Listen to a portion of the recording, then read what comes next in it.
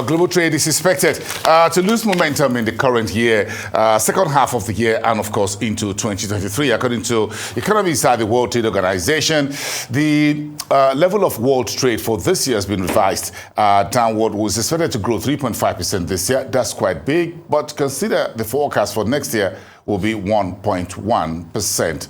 And that's according to a latest revision that was done just about a day ago. Let's listen now to the Director General of the World Trade Organization, Dr. Ngozi Okonjo-Iweala, while speaking to the latest revision. I want to preface our discussion today by recalling the role that trade has played in keeping the global economy running amid the incredible shocks associated with the COVID-19 pandemic. Merchandise trade plunged amid the lockdowns in 2020, if you recall, but its subsequent rebound has helped keep the world supplied with food, medicines, vaccines, and other essential goods, whilst also helping to propel economic recovery in many countries. Global merchandise trade has been at record highs since early 2021. Digitally delivered services have also registered healthy growth, even as travel and transport suffered. However, the pandemic and the fiscal and monetary policy response to it have produced lingering side effects, including supply chain disruptions and rising prices. Inflationary pressures were building and affecting a growing array of goods and services, even before the war in Ukraine disrupted global supplies of foods, fuels, and fertilizers. Today, the global economy faces a multi-pronged crisis. Monetary tightening is weighing on growth across much of the world, including in the United States. In Europe, high energy prices are squeezing households and businesses. And in China, COVID-19 outbreaks continue to disrupt production and ordinary economic life. Low-income developing countries in particular face serious risks from food insecurity and debt distress. These factors are weighing heavily on the outlook for global trade. After updating our forecast for world trade in 2022 and 2023 in light of these shocks, the WTO now expects the volume of global merchandise trade to grow by 3.5% in 2022, up a bit from the 3% we forecast in April. And this is mostly due to data revisions, which I'm sure the team will be happy to explain to you. But the picture for 2023 has darkened considerably. As I had said in earlier remarks, we are now predicting a modest forecast of 1% increase in merchandise trade volumes, down from the 3.4% we had expected as recently as April. Most regions are set to register faintly positive export growth in 2023, with the exceptions of Africa and the Middle East, where export growth is projected to turn negative after growing strongly this year on the back of heightened demand for oil.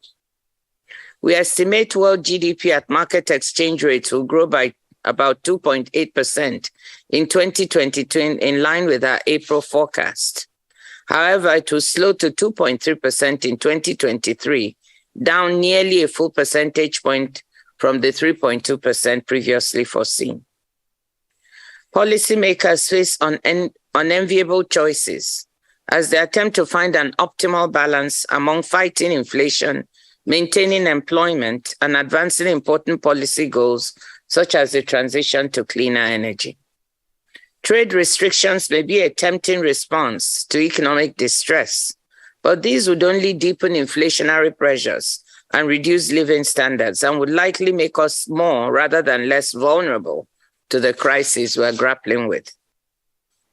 For instance, trade is a necessary element in responding to food insecurity. While supply shortfalls are less dire than many feared at the start of the Ukraine conflict, the situation is volatile and prices remain elevated, particularly in local currency terms. Keeping markets open for food trade will increase the availability of essential foodstuffs and maintain downward pressure on prices. Our monitoring work on food trade has pointed to some recent backsliding on restrictions, so we need to remain vigilant. Looking ahead, A better response to the supply chain vulnerabilities exposed by the past 2 years is to build a more diversified, less concentrated base for producing goods and services.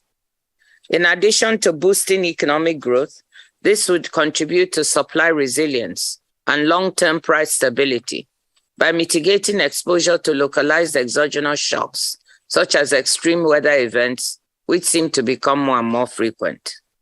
Just as trade was a tool that helped us to cope with the pandemic, we believe it can also help us meet current and future challenges. There was and still is some amount of enthusiasm left. I wouldn't say it's all gone, but obviously the outlook for the global economy has darkened, and all the risks are on the downside. And so this is causing a lot of worry. And if you sort of load over this, the geopolitical tensions that we're seeing, some of it arising from the war in Ukraine, then you can see the mood. There's a lot of worry because of uncertainty. Business doesn't like uncertainty. Economists don't do very well with uncertainty. So this is worrying. But at the same time, I think that the good mood that prevailed after MC12 gives us some basis that the work we have ahead of us, we have now shown we're capable of coming together at very difficult times to do deals that are multilateral.